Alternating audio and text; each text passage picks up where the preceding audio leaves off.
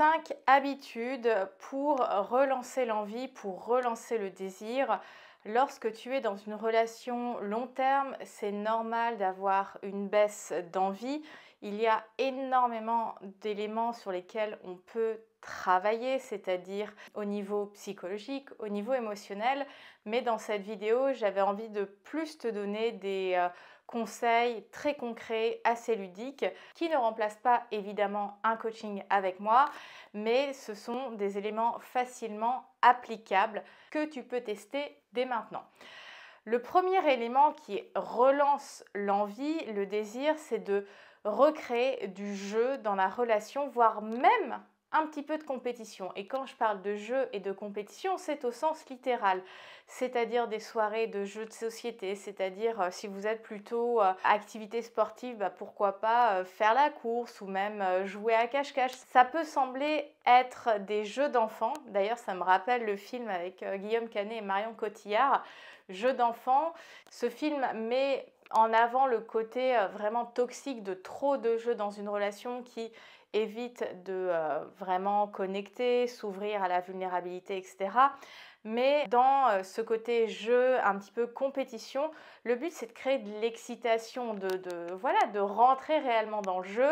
En général, quand on est dans cet état d'esprit-là, même si on perd, on a passé un bon moment, ça a tendance à rapprocher, ça a tendance à nourrir cette complicité relationnelle, affective, sentimentale. Et dans cette idée de jeu, un peu de compétition, ça peut être aussi très intéressant de tester quelque chose de nouveau, une activité nouvelle ensemble, parce que la nouveauté crée une situation un petit peu d'inconfort, mais qui est très intéressante parce que ça nous permet de redécouvrir notre partenaire sous un autre jour tout simplement. Donc penser, jeu, qu'est-ce qu'on a envie de faire qui nous ferait sourire, qu'est-ce qui nous appelle et qui nous permettrait de sourire, de rire, d'avoir vraiment ce côté complice qui finalement favorise l'envie dans la relation. Un élément que je trouve aussi très intéressant, c'est le fait de bouger ensemble. Globalement, la manière dont on a ce rapport au corps, il est très statique, on a assez peu conscience de notre corps, on est assez peu présente dans notre corps et la manière dont on va utiliser notre corps est très fonctionnelle, c'est-à-dire il me permet de me déplacer, peut-être que je vais avoir ce côté un peu sportif parce que ça me fait du bien d'être sportive ou sportif et parce que ça fait bien entre guillemets d'avoir une activité physique et sportive. Mais finalement, on est très peu connecté à ce côté plus sensuel, sensoriel, des corps qui bougent. Donc ça pourrait être le fait de faire un cours de danse, le fait même de mettre de la musique et de danser dans votre salon, vous voyez. Mais en tout cas, d'avoir quelque chose où les corps bougent ensemble, où il y a cette possibilité de se frotter. D'ailleurs, ça me fait penser que dans l'atelier d'effeuillage du 6 avril, il y a des petits tips que moi j'utilise perso que je vais partager, donc je te mets le lien si tu veux t'inscrire, les places sont très limitées, mais il y a régulièrement des ateliers d'effeuillage et de sensualité sur Paris. Ça peut être aussi aller au spa ensemble, côté voilà, piscine, hammam, on a les corps voilà, qui sont un peu humides, qui sont moites, ça peut être assez excitant. Le fait de voir l'autre dans un contexte dénudé mais non sexuel, mais qui peut voilà, raviver un peu cette envie. Il y a ce côté satisfaisant de voir le corps de l'autre bouger, faire un effort. Enfin, moi, j'observe toujours avec grande attention les coachs de sport dans ma salle. Évidemment, surtout les hommes, mais même les femmes, je trouve qu'il y a un côté assez érotique d'avoir les muscles en mouvement, etc. Donc, pensez à bouger ensemble. Un élément aussi qui, je trouve, vient nourrir le désir dans une relation long terme, c'est l'aspect admiration. Je pense que ce qui permet de donner cet élan de je veux cette personne et je continue de vouloir cette personne, c'est ce côté admiration. Et comment finalement on vient nourrir ce côté admiration? C'est quand on continue individuellement de se développer en tant qu'être humain. Bien sûr que quand on est en couple, on a tendance à faire pas mal de choses ensemble, voire même tout ensemble. Sauf que quand on fait tout ensemble, il n'y a plus de mystère, il n'y a plus de surprise, il n'y a plus de découverte. Et moi, je suis assez partisane que chaque personne dans le couple a bien sûr envie de partager des activités, du temps, et c'est très bien.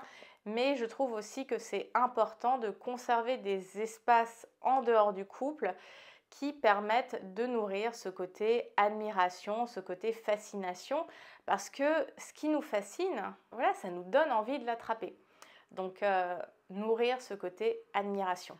Un élément sur lequel ça va demander de prendre sur soi, arrêter les écrans, ou en tout cas avoir des espaces sans écran. Le nombre de personnes qui vont au lit et commencent à scroller, euh, ouais, non, le lit c'est pour soit dormir, soit faire des activités sensuelles, charnelles, physiques. Je pense important de le préserver. Alors, je ne dis pas que c'est impossible et interdit de regarder de temps en temps une série, etc. Mais je crois beaucoup au fait de conserver des espaces où il n'y a pas d'écran. Parce que les écrans, c'est la dopamine facile, c'est la satisfaction facile, c'est même aussi parfois, et même souvent, un refuge quand l'autre m'a contrarié.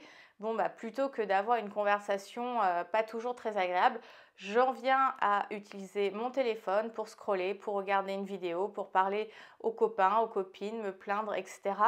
Donc le téléphone devient un peu cette troisième personne dans le couple qui crée de l'éloignement.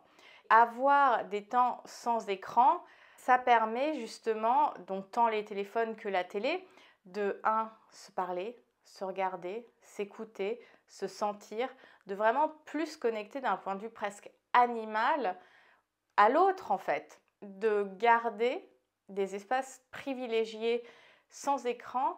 Ça permet aussi d'être dans cette perspective, tu as 100% de mon attention. Alors oui, quand tu es en train de faire la cuisine ou l'autre est en train de bosser, bien sûr que ça demande d'interpeller l'autre, mais quand on a les écrans, et si là j'étais en train de te parler avec mon écran à la main, tu dirais, bon bah ok, je ne suis pas la personne la plus importante dans ce moment. Par exemple, moi, un élément que je regarde assez souvent en date, c'est est-ce que la personne, elle sort son téléphone sur la table. Ce week-end, j'étais invitée par un homme à prendre un tea time. Bon, déjà, il a sorti son téléphone et l'a mis sur la table. Donc déjà, pour moi, c'est pas de très bon augure. Mais surtout, ce que j'ai beaucoup observé, c'est le couple à côté, qui était un couple, je pense, 50-60 ans, marié, relation longue durée, les enfants en fond d'écran sur les smartphones. Ils étaient installés pour prendre un chocolat, un café, bref, un petit goûter. Tout du long, chacun était sur son téléphone.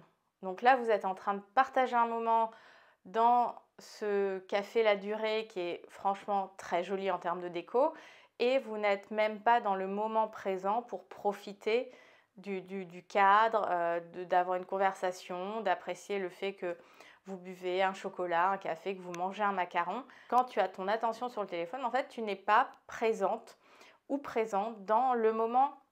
Et donc finalement, la personne en face de toi, franchement, tu pourrais le faire tout seul, en fait, ce tea time ou autre.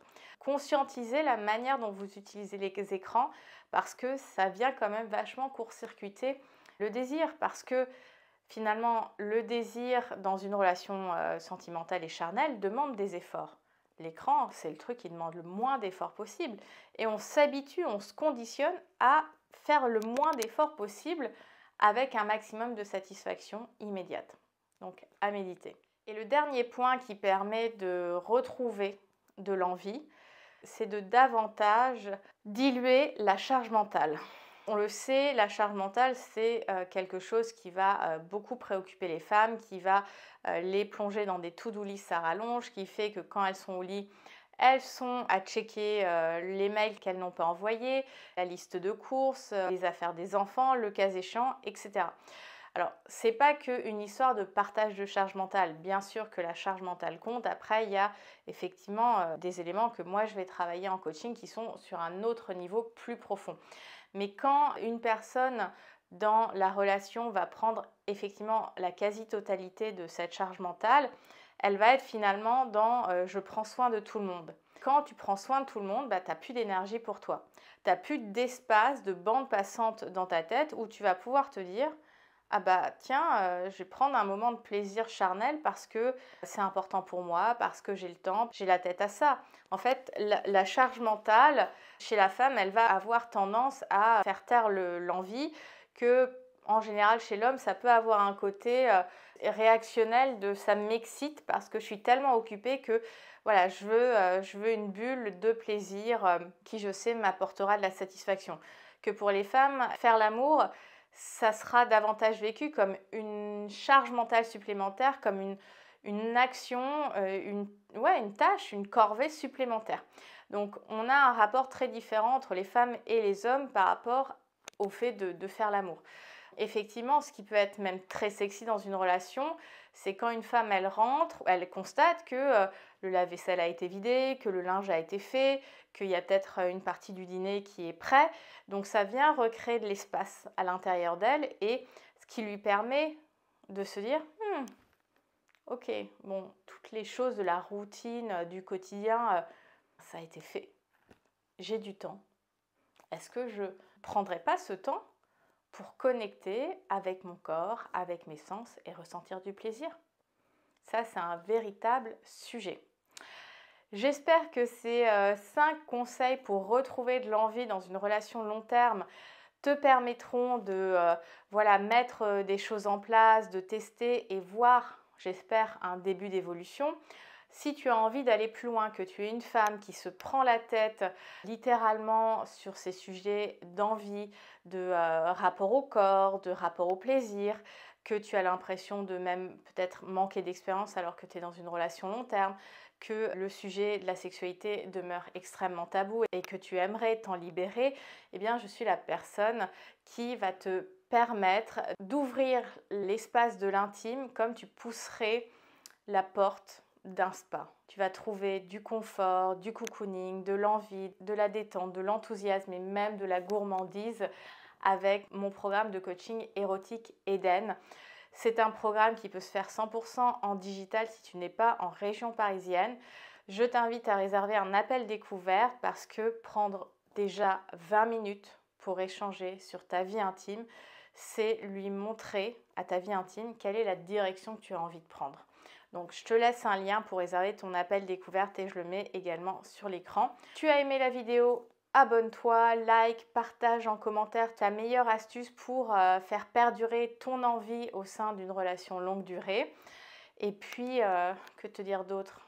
J'espère que tu feras beaucoup l'amour, ou en tout cas autant l'amour que tu as envie en recréant justement cette envie. Je te souhaite une très bonne journée, prends soin de toi et à bientôt. Bye!